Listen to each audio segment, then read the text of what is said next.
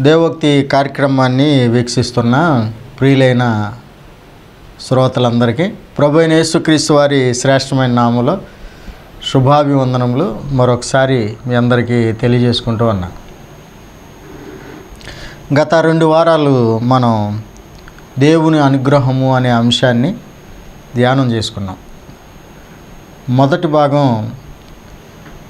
భౌతిక సంబంధమైన దేవుని అనుగ్రహం ఏంటో మనం చూసాం. అలాగే రెండో భాగం ఆత్మ సంబంధమైన దేవుని అనుగ్రహాన్ని గురించి మనం చూసాం. ఈరోజు ఈ యొక్క అంశం ముగింపులో మూడవ భాగం సిద్ధాంతపరమైన దేవుని యొక్క అనుగ్రహము మన పట్ల ఎలా ఉన్నది అనేటువంటి విషయాన్ని మనం చూడబోతున్నాం. ఇది చాలా ప్రాముఖ్యమైనటువంటి భాగం. చాలామంది యేసు స్వామిని నమ్ముకున్నాం కదా, అంతే చాలు, భక్తి కలిగి ఉంటే చాలు, విశ్వాసం కలిగి ఉంటే చాలు, యథార్థంగా ఉంటే చాలు, నీతిగా ఉంటే చాలు అనేటువంటి ఆ భావన ఆలోచన కలిగి ఉండి సిద్ధాంతాన్ని ఏం చేస్తారంటే అవసరం లేనిదిగా భావిస్తారు. సిద్ధాంతాన్ని నిర్లక్ష్యంగా మాట్లాడతారు. సిద్ధాంతం ఏముందండి, యేసు ప్రభువుని నమ్ముకున్నాం కదా, అంతే చాలు అనేటువంటి ఆలోచన అభిప్రాయము కలిగి నిర్లక్ష్య ధోరణి కలిగి ఉంటారు. ఇది చాలా బాధాకరమైన విచారకరమైన విషయం. సిద్ధాంతం అనేది చాలా ప్రాముఖ్యమైనది. ఒకవేళ నువ్వు నిర్లక్ష్యంగా చూసినా, అశ్రద్ధ చేసినా, అవసరం లేదు అనుకున్నా, బైబిల్ అంతా కూడా సిద్ధాంతం మీదే ఆధారపడి ఉంది. మన విశ్వాసము, మన భక్తి, మన ఆరాధన, దేవుడు మన యొక్క ఆరాధనను అంగీకరించే విధానము సిద్ధాంతం మీదే ఆధారపడి ఉంది.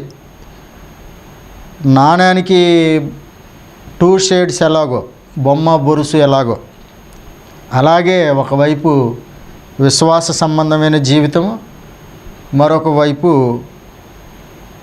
సిద్ధాంతపరమైనటువంటి జాగ్రత్త ఒక భక్తి కలిగినటువంటి వ్యక్తి దేవుని ఎదుట కలిగి ఉండాల్సినటువంటి అవసరం ఉంది. ఉదాహరణకు నేను ఒక విషయాన్ని చెప్పి ఆ తర్వాత ముందుకు తీసుకెళ్తాను. తిమోతితో అపోస్తులైనటువంటి పౌలు గారు అంటాడు, మొదటి పత్రిక 4:16 మీరు చూడగలిగితే, నిన్ను గూర్చియు నీ బోధను గూర్చియు జాగ్రత్త పడుము, వీటిలో నిలకడగా ఉండుము, అప్పుడు నిన్నును నీ బోధ వినువారిని రక్షించుకుందువు అంటాడు. బోధకుడు రక్షించబడాలన్నా, విశ్వాసి రక్షించబడాలన్నా, బోధకుడు జీవితం మీదను అలాగే ఆయన బోధ మీదను ఆధారపడి ఉంది అనే విషయం ఇక్కడ చాలా స్పష్టంగా తెలియజేయబడింది. నిన్ను గూర్చి అనేది వ్యక్తిగతమైన విషయం, బోధ అనేది సిద్ధాంతం, డాక్ట్రిన్. ఎక్కడా కూడా డాక్ట్రిన్ని అపోస్తులు విడిచిపెట్టలేదు. వ్యక్తిగతంగా మాదిరిగా ఉండమని చెప్పారు. అలాగే లేఖనాల విషయంలో, సిద్ధాంతపరమైన విషయంలో, డాక్ట్రిన్ విషయంలో చాలా జాగ్రత్తగా ఉండాలని కూడా హెచ్చరికలు చేయబడినాయి. సువార్తికులకు సంబంధించిన పత్రికలు, తిమోతి పత్రిక కానీ, తీతు పత్రిక కానీ, అలాగే ముఖ్యంగా సువార్తలకు సంబంధించిన పత్రికల్లో పౌలు గారు చాలా జాగ్రత్త చేశాడు, వారిని హెచ్చరించాడు. భిన్నమైన బోధల విషయంలో జాగ్రత్తగా ఉండండి, దుర్బోధ విషయంలో జాగ్రత్తగా ఉండండి అని చెప్పేసి. కాబట్టి సిద్ధాంతం అనేది తప్పనిసరిగా మన ఆత్మీయ జీవితానికి అవసరం. విశ్వాసం మాత్రమే, విశ్వాస సంబంధమైన జీవితం మాత్రమే కాదు, సిద్ధాంతపరమైన అనుగ్రహాలు తండ్రి అయినటువంటి దేవుడు మనకి ఏమి అనుగ్రహించాడనేది 3వ భాగంలో మనం చూడబోతున్నాం. ఇందులో మొదటి విషయం దేవుని రాజ్య మర్మములు. మత్తయి సువార్త 13వ అధ్యాయము 11వ వచనంలో, పరలోక రాజ్య మర్మములు ఎరుగుట మీకు అనుగ్రహింపబడి ఉన్నవి, కానీ వారికి అనుగ్రహింపబడలేదు. ఆ రోజుల్లో యేసు ప్రభువారిని సామాన్యులు అధికంగా వెంబడించారు. మత సంబంధమైన నాయకులు, గొప్పవారు, శాస్త్రులు, పరిసయ్యులు వీళ్ళందరూ కూడా యేసు ప్రభువారిని వ్యతిరేకించారు, ఎదిరించారు.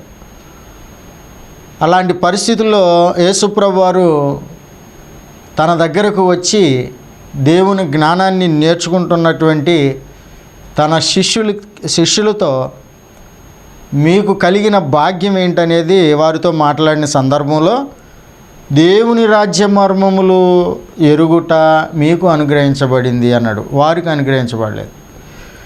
ఇక్కడ ఎవరు ధన్యులు, ఎవరు అదృష్టవంతులు, ఎవరు భాగ్యవంతులు అని అంటే దేవుని రాజ్య మర్మములు ఎవరైతే ఎరిగారో వారు ధన్యులు. దేవుని రాజ్య మర్మములు ఎరగని వారు దురదృష్టవంతులు, అభాగ్యులు. ప్రియమైన దేవుని పిల్లలారా, సహోదరి సహోదరులారా, మనందరం గమనించాల్సినటువంటి ప్రాముఖ్యమైన సంగతి ఏంటంటే దేవుని రాజ్య మర్మములు ఎరగటం అనేది ఎంతో ధన్యత. దేవుని రాజ్యం అనేది చాలా విలువైంది. యేసుప్రభువారు అలాగే యేసుప్రభువారి మార్గాన్ని సరళం చేయడానికి ముందుగా దూతగా పంపబడిన బాప్తిస్మిచ్చి యోహాను గారు వీరిద్దరి యొక్క ప్రసంగాల్లో తొలి అంశం, మొదటి సబ్జెక్టు దేవుని రాజ్యం గురించి. పరలోక రాజ్యం సమీపించున్నది, దేవుని రాజ్యం సమీపించున్నదని ఆనాటి ఇశ్రాయేలు శ్రోతలకి యోహాను గారు యేసుప్రభువారు ప్రకటించడం అనేది జరిగింది. యేసుప్రభువారు అయితే దేవుని రాజ్యము ఎంత ప్రాముఖ్యమైందో అనేది ఆయన ప్రకటన చేశాడు. ఏమి తిందుమా, ఏమి త్రాగుదుమా, ఏమి ధరించుకుందుమా అని మీ దేహమును గూర్చి చింతింపకుడి కానీ మొదట మీరు దేవుని నీతిని, ఆయన రాజ్యమును వెతకుడి అన్నాడు. ఒక మానవుడు తన జీవితంలో ప్రథమ స్థానం దేవుని రాజ్యానికి ఇవ్వాలి అని తెలియజేశాడు. భోజనం కంటే, వస్త్రాల కంటే, వసతి కంటే ముందు వెతకాల్సింది దేవుని రాజ్యాన్ని అని యేసుప్రభువారు మత్తయి సువార్త 6వ అధ్యాయము 32వ వచనంలో ఆయన తెలియజేస్తాడు. ఆయన నీతిని, ఆయన రాజ్యమును మొదట వెతకండి అని అంటాడు. అట్లాగే యేసుప్రభువారితో పాటు ఇద్దరు దొంగల్ని సిలువేసినప్పుడు ఒక దొంగ మారుమనసు పొంది యేసుప్రభువారిని ఏం కోరుకుంటాడంటే, నీ రాజ్యములోకి వచ్చినప్పుడు నన్ను జ్ఞాపకం చేసుకోమని చెప్పేసి ఆయన అడుగుతాడు. ఆ సమయంలో ఆ సిలువ మీద దొంగ దేవుని రాజ్యం అనేది ఎంత విలువైందో, ఎంత కోరదగినదో అనేటువంటి దాన్ని ఆయన రుజువు చేశాడు. ఏమి రుజువు చేశాడు అని అంటే, ఆయన తన ప్రాణాన్ని రక్షించుకోవడానికి ప్రయత్నం చేయలే. యేసు ప్రభువారితో, నాయన నన్ను నువ్వు తప్పించినట్లయితే ప్రభువా, నేను ఇంకా బుద్ధిగా బ్రతుకుతాను, మారు మనసు పొందుతాను, దొంగతనాలు చేయను, నాకు ఒక అవకాశం ఇవ్వు, నాకు బ్రతకాలని ఉందని అనలేదు. కానీ నీ రాజ్యంలో నన్ను జ్ఞాపకం చేసుకోమని మాత్రమే అడిగాడు. అంటే అది ప్రాణం కంటే విలువైంది అని చెప్పేసి ఆ సిలువ మీద దొంగ రుజువు చేయటం అనేది జరిగింది. ఇంకా చెప్పాలంటే దేవుని రాజ్యం ఎంత విలువైందో అనే విషయానికి సంబంధించి చాలా విషయాలు ఉంటాయి, కానీ అవన్నీ ఇప్పుడు చెప్పుకునేటువంటి సమయం కాదు. దేవుని రాజ్య మర్మములు ఎరుగటం అనేది ఎంత భాగ్యమో అనేటువంటి విషయాన్ని ఇక్కడ మనం గమనించాల్సినటువంటి అవసరం ఉంది. సామాన్యులు, సాధారణమైనటువంటి వ్యక్తులు, పామరులు దేవుని రాజ్య మర్మమును ఎరిగేటువంటి అనుగ్రహం దేవుని వలన వారు పొందారు అనేటువంటి విషయం ఇక్కడ మనం చూస్తున్నాం. ఇది ఎంతో మహాభాగ్యం. నేడు యోగ్యమైన మంచి మనసుతో మనం వాక్యం వినగలిగితే, వాక్యాన్ని అర్థం చేసుకునే ప్రయత్నం మనం చేసినట్లయితే, వాక్యమునకు మనం విలువిచ్చినట్లయితే, ప్రాధాన్యత ఇచ్చినట్లయితే మనం కూడా ఆ అనుగ్రహాన్ని ఈ రోజున పొందగలం. ఆ అవకాశం మనకే ఉంది. దేవుడు పక్షపాతి కాడు. ఆ అనుగ్రహం మన అందరం పొందాలని దేవుడు కోరుకుంటున్నాడు. దేవుని రాజ్య మర్మములు మనకి తెలియకపోతే దేవుని రాజ్యాన్ని మనం చూడలేము, దేవుని రాజ్యాన్ని మనం పొందలేము, దేవుని రాజ్యంలో ఉండి ఆయన సేవ మనం చేయలేం. యేసుప్రభువారు రెండోసారి వచ్చినప్పుడు రాజ్యంలో ఉండి దేవునికి ప్రీతికరమైన సేవ చేసేటువంటి వారిని తండ్రికి అప్పగించడానికి ఆయన రాబోతున్నాడు. మీరు కొరింథీ మొదటి పత్రిక 15వ అధ్యాయం 25వ వచనాన్ని 24, 25 వచనాలు చూడగలిగితే ఈ మాటలు ఉన్నాయండి. దురదృష్టం ఏంటంటే చాలామంది నీ రాజ్యం వచ్చునుగాక అని నేటికి ఎదురు చూసేటువంటి వారుగా ఉన్నారు. అప్డేట్ అవ్వలేదు. క్రీస్తు శకం 30కి 33కు మధ్యలో చేయాల్సినటువంటి ప్రార్థన, ఉంచాల్సినటువంటి నిరీక్షణ నేటికి కొనసాగిస్తున్నారు. నీ రాజ్యం వచ్చునుగాక అని. రాజ్యము క్రీస్తు శకం 33వ సంవత్సరంలో యేసుప్రభువారు స్థాపించటము, ఆయన దేవుని కుడిపార్శ్వమున కూర్చుని ఆ రాజ్యాన్ని ఆయన పరిపాలన చేయటము జరుగుతూ ఉంది. లేఖనాలు స్పష్టంగా చెప్తానున్నాయి. కానీ ఆ మర్మాలు తెలియక, గ్రహింపు లేక చాలామంది రాజ్యమునకు వెలుపలుండి నీ రాజ్యం వచ్చునుగా కానీ ప్రార్థన చేస్తూ ఉన్నారు. కానీ AD 33లో స్థాపించబడిన ఆ రాజ్యమును తీసుకెళ్ళి తండ్రికి అప్పగించడానికి యేసుప్రభువారు రాబోతున్నాడు. రాజ్యం తండ్రికి అప్పగిస్తాడు, అప్పుడు అంతం వస్తుందని చెప్పేసి కొరింథీ మొదటి పత్రిక 15వ అధ్యాయము 24, 25 వచనాల్లో పౌలు గారు స్పష్టంగా తెలియజేశాడండి. ఒకసారి మనం చూద్దాం.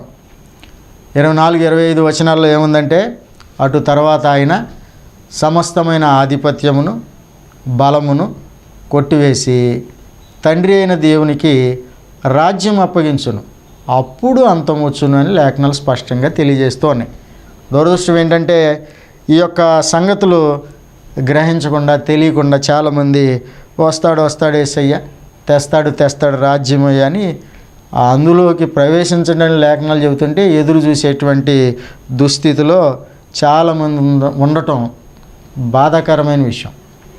కాబట్టి దేవుని రాజ్య మర్మములు ఎరగటం అనేది మహాభాగ్యం. అది ఆనాడు మరి యేసుప్రభువారు పామరులకు, సామాన్యులకు ఆయన అనుగ్రహించాడు. ఎందుకంటే వారు యోగ్యమైన మంచి మనసుతో వాక్యం విన్నారు, ఆ మర్మాలు వారు గ్రహించగలిగారు.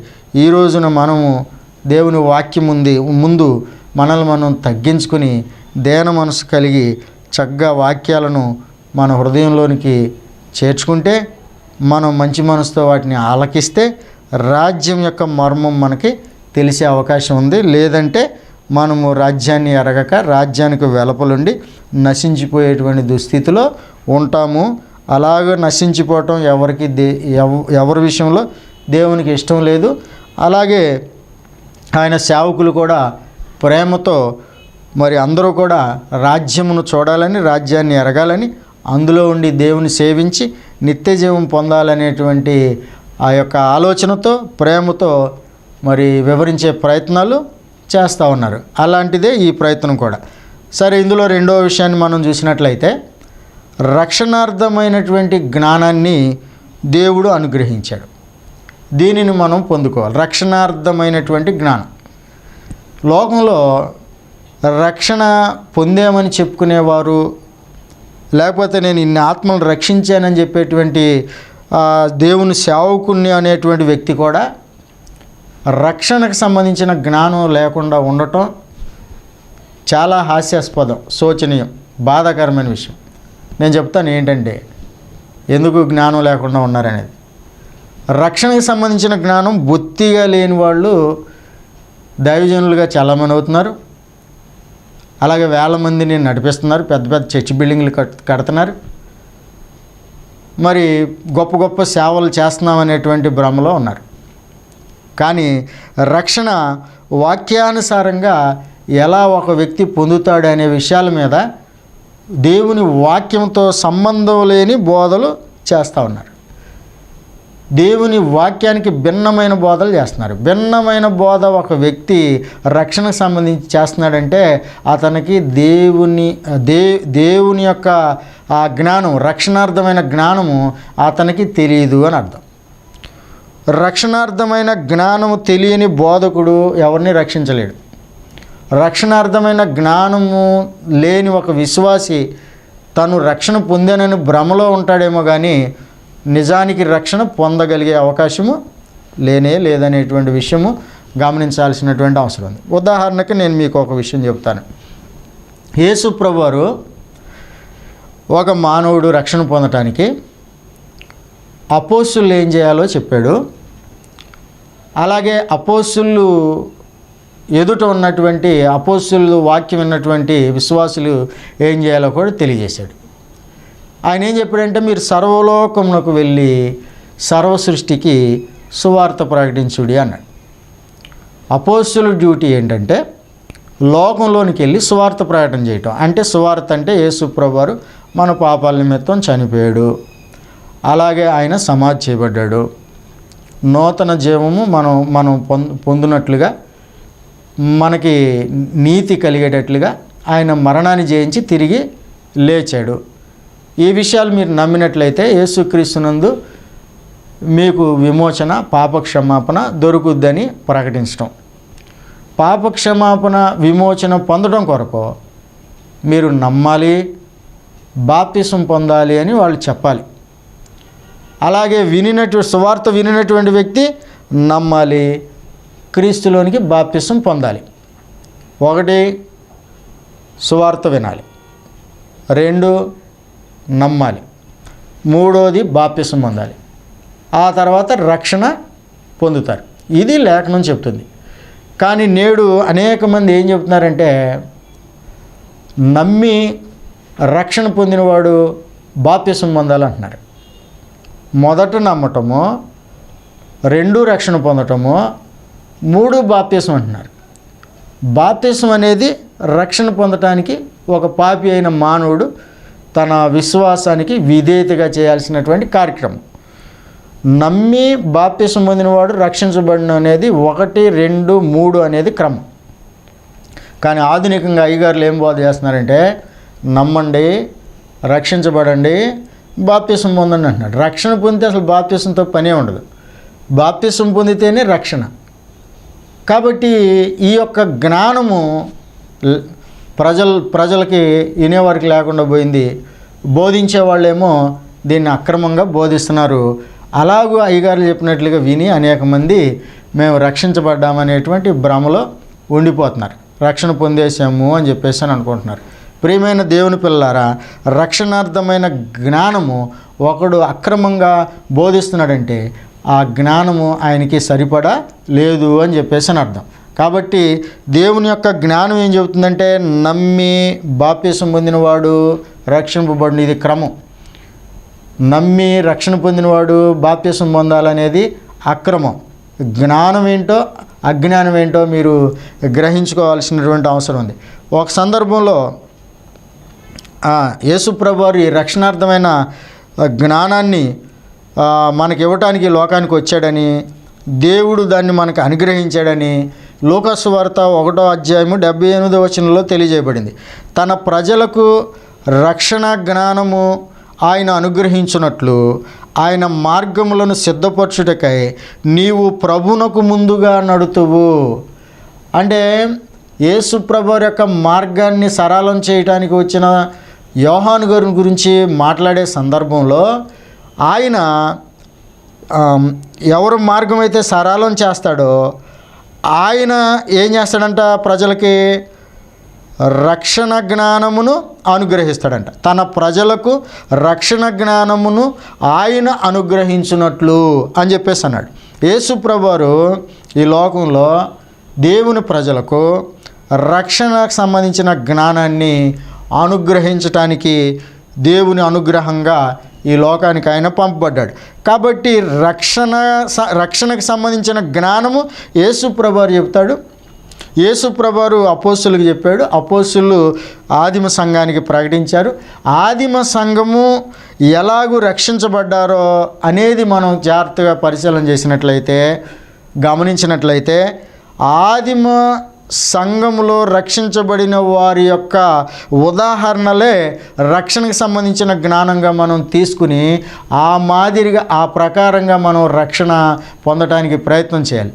అంతేగాని ఆధునికంగా అయ్యగారులు ప్రవేశపెట్టినటువంటి పద్ధతులు లేకపోతే వాళ్ళు మార్చినటువంటి విధానము, లోకంలో ప్రస్తుతం బైబిల్తో సంబంధం లేని విధానంలో ఇదిగో మీకు రక్షణ పొందాలంటే ఇదిగో ఇన్ని రోజులు ఉపవాసం ఉండి ప్రార్థన చేయాలి, లేకపోతే ఇదిగో రక్షణలో కూర్చోవాలి ఇన్ని వారాలు, లేకపోతే ఇంకా ఏదైతే బైబిల్తో సంబంధం లేనటువంటి విషయాలు చెప్తారో అది రక్షణకు సంబంధించిన జ్ఞానం కాదు అనేటువంటి విషయాన్ని తెలుసుకోవాల్సినటువంటి అవసరం ఉంది. ఒకవేళ వారు చెప్పినట్టు మనం చేసినట్లయితే అది జ్ఞానం కాదు. కాబట్టి మన ఆసక్తి జ్ఞానానుసారమైంది కాకపోతే, మన కార్యము వాక్యానుసారమైంది కాకపోతే రక్షణ పొందలేని పరిస్థితిలో ఉంటామనేది కూడా మనం గమనించుకోవాల్సినటువంటి అవసరం ఉంటుంది. ఒక సందర్భంలో ఇశ్రాయేలీల గురించి అపోస్తలుడైన పౌలు గారు ఆయన యొక్క హృదయ అభిలాషను అట్లాగే ఆయన యొక్క ప్రార్థన గురించి చెప్తాడు. ఇశ్రాయేలు కొరకంట వారు రక్షణ పొందాలని నేను ప్రార్థన చేస్తున్నాను, వారి కొరకు నేను హృదయ అభిలాష కలిగి ఉన్నాను అని చెప్పేసి రోమపత్రిక 10వ అధ్యాయం 1-2 వచనాల్లో చెప్తాడు. వారి రక్షణ కొరకు నేను ప్రార్థన చేస్తున్నాను. వారు దేవుని యందు ఆసక్తి గలవారే, అయినను వారి ఆసక్తి జ్ఞానానుసారమైంది కాదు. ఎందుకంటే వారు తమ స్వనీతిని స్థాపింపు బూనుకొంచు దేవుని నీతికి వారు లోబడలేదు.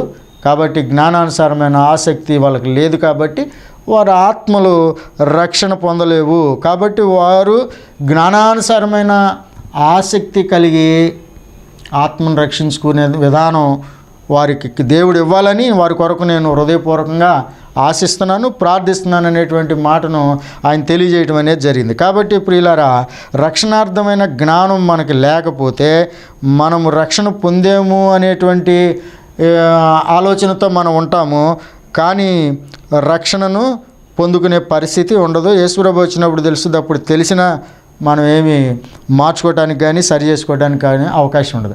ఇప్పుడే మనము రక్షణార్థమైన జ్ఞానం పరిశుద్ధ లేఖనాల్లో ఉంది. దానిని మనం తెలుసుకునే ప్రయత్నం చేయాలి, తెలుసుకోవాలి. జీవితకాలంలో తెలుసుకుని మన విశ్వాసాన్ని సరి చేసుకుని రక్షణ పొందామంటే పర్లేదు, లేదు అని అంటే నశించిపోయేటువంటి ప్రమాదం ఉంది. సీరియస్గా ఈ విషయాన్ని ఆలోచించాల్సినటువంటి అవసరత ఉంది అని ప్రేమతో నేను ఈ యొక్క విషయాన్ని మీ దృష్టికి తీసుకొస్తున్నాను. పౌలు గారు ఒక సందర్భంలో తిమోతికి జ్ఞాపకం చేస్తాడు ఒక విషయాన్ని.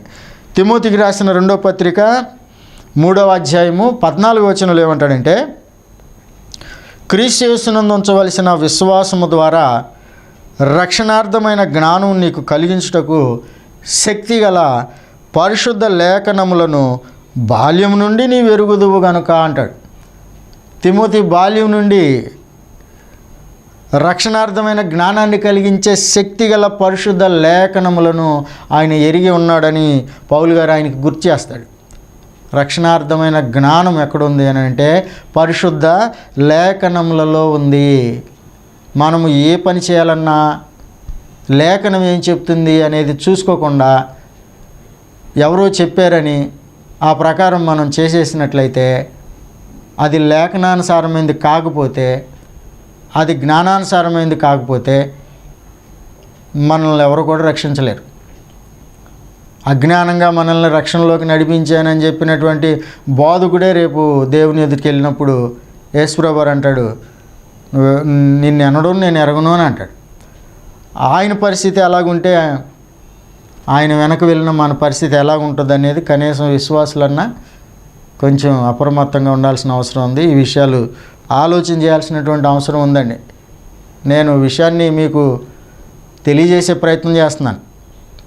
విమర్శించడం నా ఉద్దేశం కాదు, విమర్శించాల్సిన అవసరం కూడా నాకు లేదు. వివరించి చెబుతున్నాను అనేది మీరు ఆలోచన చేసుకోగలిగితే నేను చెప్పే సంగతులు మీకు అర్థమవుతాయి.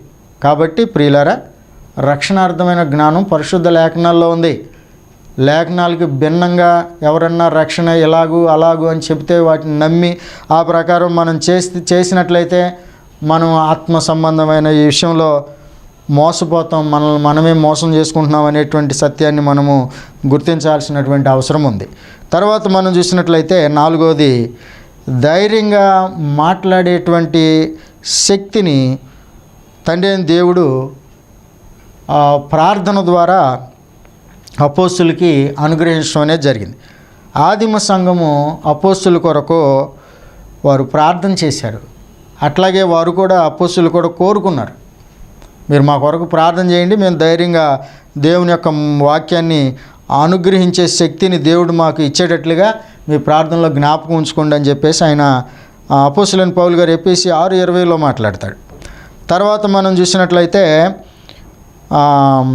లూకాసు వార్త 21:15లో ఈవెన్ ఎనిమీస్ అయిన, శత్రువులైన, విరోధులైన అపోస్తులు మాట్లాడితే, అపోస్తులు వాక్యం చెప్తే కాదనటానికి కానీ ఎదురాడటానికి కానీ వీలు కాని వాక్కులను దేవుడు వారికి అనుగ్రహించాడు అనేటువంటి విషయం స్పష్టంగా తెలియజేయబడింది. లూకాసు వార్త 21:15లో అంటాడు, మీ విరోధులందరూ ఎదురాడుటకును కాదనుటకును వీలు కాని వాక్కును జ్ఞానమును నేను మీకు అనుగ్రహింతును అని చెప్పేసి తెలియజేయడం అనేది జరిగింది. కాబట్టి అపోస్తుల మాటలు ఏవైతే ఉన్నాయో వాటిని ఎవరు కూడా కాదనటానికి ఎదురాడటానికి వీలు కాని వాక్కులుగా దేవుడు వారికి అనుగ్రహించాడు. వారికి అనుగ్రహించబడిన దేవుని వాక్కును ఎవరైనా సరే ఎదిరించడానికి కానీ కాదనటానికి కానీ వీల్లేదు. ఆ వ్యక్తి తన మేలు కోరుకున్నవాడైతే, తన ఆత్మను రక్షించుకోవాలనుకున్నటువంటి వాడైతే, తన ఆత్మ విషయంలో శ్రద్ధ కలిగిన వాడైతే, పరలోకం చేరుకోవాలి, నిత్య జీవం పొందాలనేటువంటి ఆలోచన ఏ కోశాన ఉన్నా అతను ఏం చేయాల్సి ఉంది అని అంటే, అపోస్తులు ఏది చెబితే దానికి శిరస్సు వంచాలి, దాన్ని అంగీకరించాలి, అట్లాగే ఒప్పుకోవాలి తప్పితే ఏమాత్రము ఎదురాడినా లేకపోతే కాదన్నా తను నశించిపోయేటువంటి ప్రమాదం ఉంది. ఎందుకంటే తండ్రి అయిన దేవుడు అపోస్తులకి మాత్రమే తన సంకల్పాన్ని సంపూర్ణంగా తెలియజేశాడు. వారికి వారి యొక్క ఎదురాడటానికి వీలు కాని వాక్కులను ఇచ్చాడు. అందుకనే పౌలు గారు మరొక సందర్భంలో ఏం తెలియజేస్తాడని, ఒక సందర్భంలో ఏం చెప్తాడంటే గలతీలతో చెప్తాడు, మేము మీకు ప్రకటించిన సువార్త గాక మరి ఒక సువార్తను మేమైనను పరలోకం నుండి వచ్చిన ఒక దూత అయినను మీకు ప్రకటించినట్లయితే అతడు శాపగ్రస్తుడవును గాక అన్నాడు. మరలా మేము ప్రకటించిన వార్తనే మరోసారి వచ్చినప్పుడు మార్చడానికి కూడా మాకు అధికారం లేదు. పరలోకం నుండి వచ్చి చెప్పానన్న ఒక దూతకు కూడా అధికారం లేదు.